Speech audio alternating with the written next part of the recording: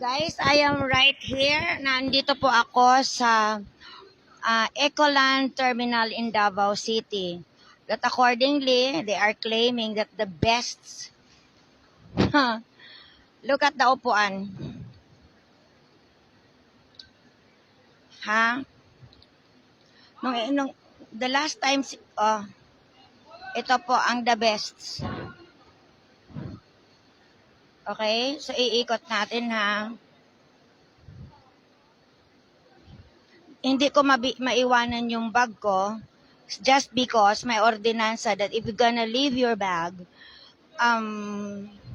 tawag nito, penalty ng 5,000. So, ganyan po kalinis. My God. Ganyan. May nakita pa akong supot-supot but it's kind of malayo na sa bag ko. Okay. Ikutan natin talaga. So, ganyan po.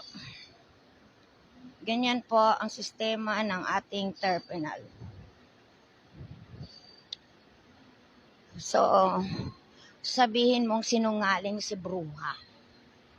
Oo po ka dyan. Ha? May mga balot-balot na di mo alam. Oh my God. So ito, at hindi ito kalahat na sa liblib na lugar ha. Katabi niya ang SM na Ecoland. So, nakakatawa lang ba? Diba?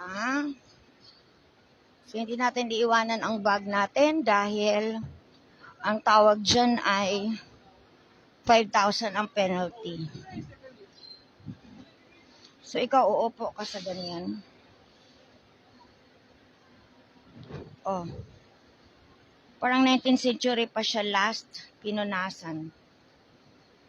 This is according to Duterte, this is the best terminal ever.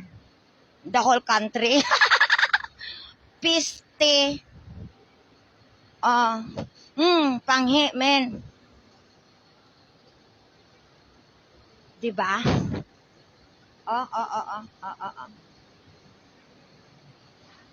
And again, not a trolley friendly, ha?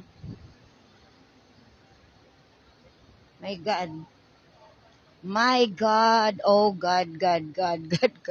So, wag daw iwanan ang bag ever. Oh my God. Gotta stop.